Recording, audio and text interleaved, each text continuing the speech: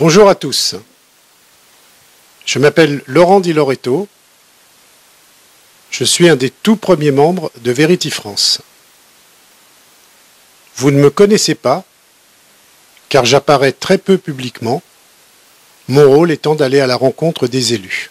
Le récent traitement de choc infligé à notre porte-parole Marc Doyer m'a incité à vous faire partager la mésaventure que j'ai récemment vécue. Le récent traitement de choc infligé à Marc Doyer, notre porte-parole, m'a incité à vous raconter la mésaventure à laquelle j'ai dû faire face.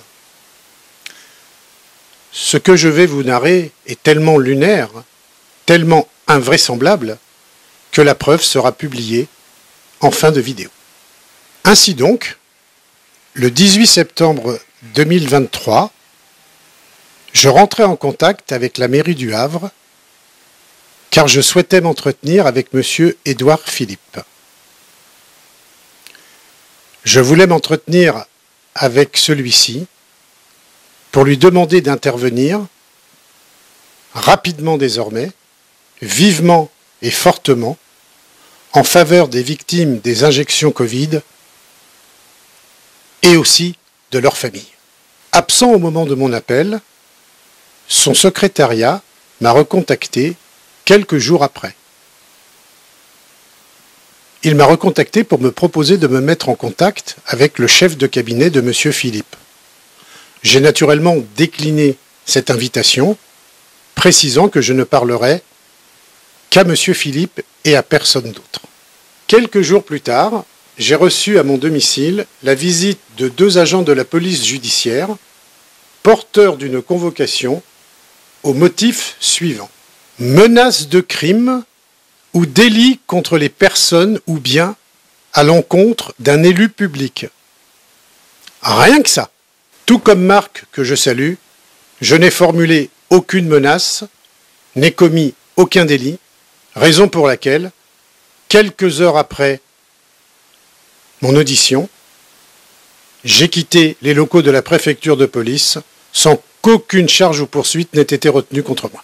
J'apporte ce témoignage avant les élections européennes du 9 juin prochain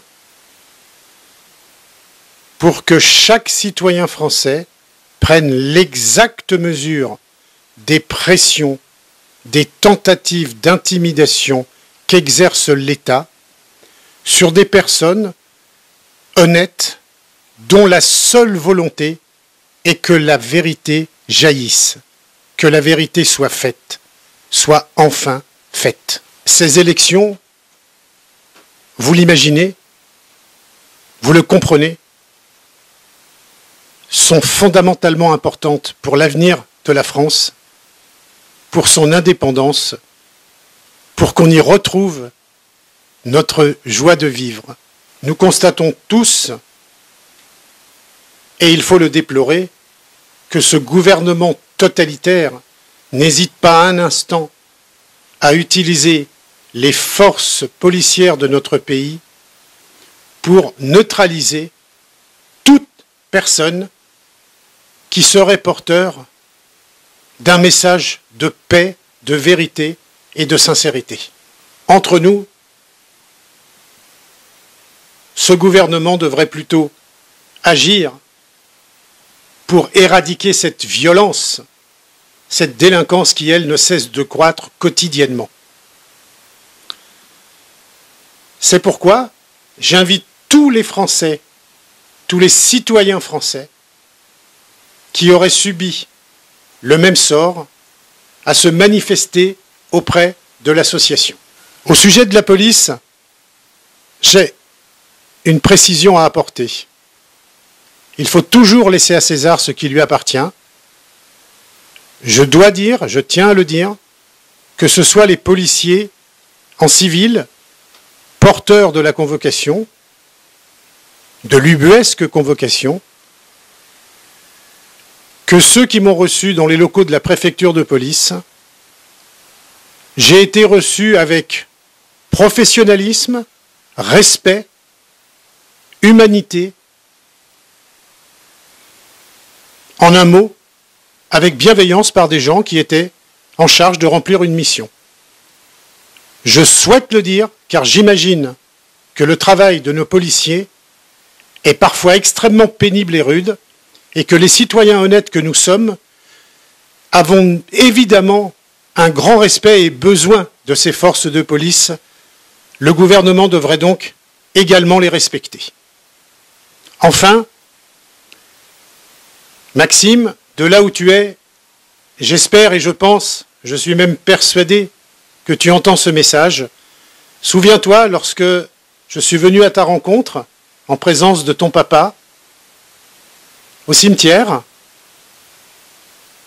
nous avons parlé, toi et moi.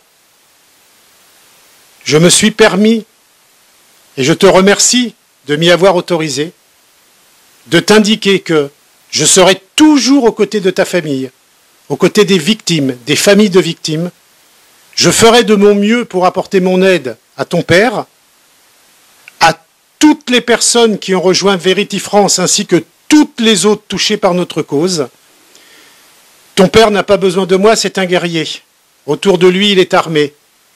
Mais Maxime, je t'ai fait une promesse, je suis très heureux de l'honorer et je veux que tu saches que, même si évidemment ta présence à nos côtés aurait été plus que la bienvenue, souhaitée, sache que tu es à mes côtés quasi quotidiennement.